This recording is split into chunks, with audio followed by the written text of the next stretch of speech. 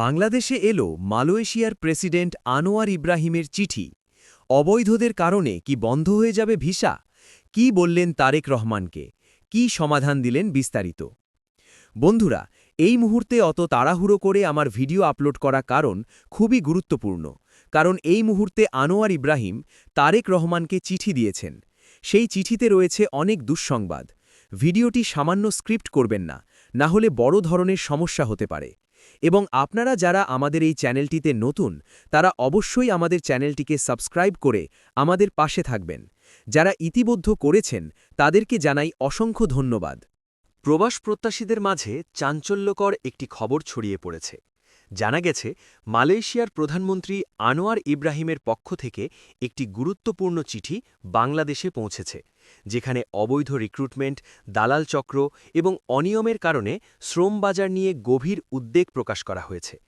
এই চিঠি ঘিরে এখন বড় প্রশ্ন, ভিসা পুরোপুরি চালু হওয়ার আগেই কি আবারও স্থগিত বা বন্ধ হয়ে যেতে পারে?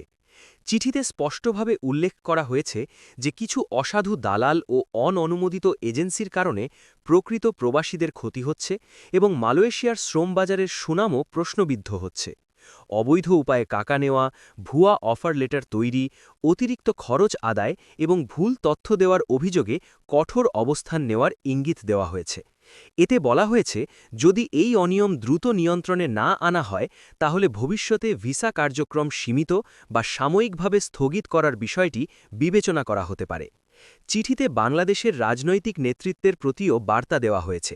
বিশেষ করে তারেক রহমানের প্রতি পাঠানো বার্তায় শ্রম বাজার স্বচ্ছ রাখতে যৌথ উদ্যোগের আহ্বান জানানো হয়েছে।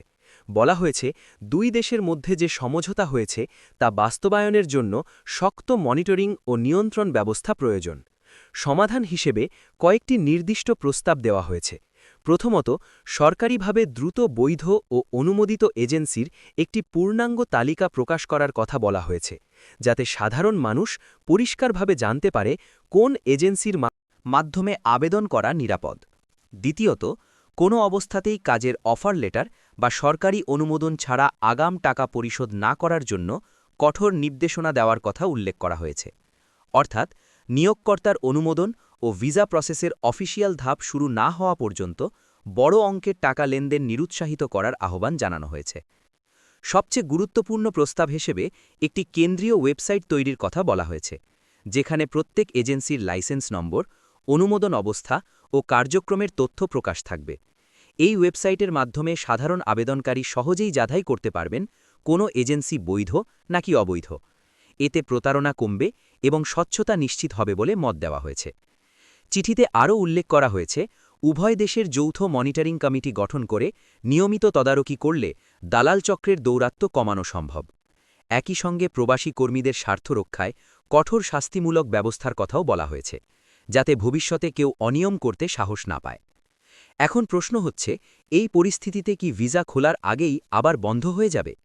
বিশ্লেষকদের মতে, যদি দ্রুত স্বচ্ছতা ও নিয়ন্ত্রণ নিশ্চিত করা যায় তাহলে শ্রমবাজার চালু রাখাই দুই দেশের জন্যই লাভজনক হবে।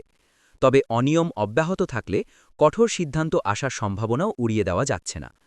সব মিলিয়ে এই চিঠি প্রবাসীদের জন্য একদিকে সতর্কবার্তা, অন্যদিকে সঠিক পথে এগোনোর সুযোগ। সরকার যদি দ্রুত বৈধ এজেন্সির তালিকা প্রকাশ করে, আগাম অর্থ লেনদেন নিয়ন্ত্রণে আনে এবং যাচাইযোগ্য ওয়েবসাইট চালু করে, তাহলে মালয়েশিয়া শ্রমবাজার আরও সুশৃঙ্খল ও নিরাপদ হতে পারে।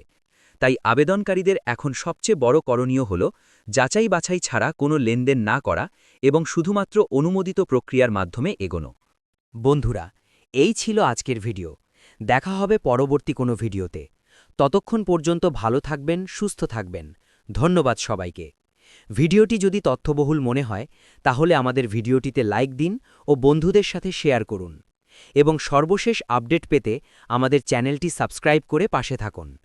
তাহলে এরকম ভিসা সংক্রান্ত আপডেট আপনি সবার আগে পেয়ে যাবেন। আমরা শুধু মালয়েশিয়া নয়, সকল দেশের ভিসা সম্পর্কিত আপডেট সবার আগে দিয়ে থাকে। পরবর্তী ভিডিও না আসা পর্যন্ত অপেক্ষা করুন। ধন্যবাদ সবাইকে। খুব শীঘ্রই আসছে আমাদের পরবর্তী ভিডিও।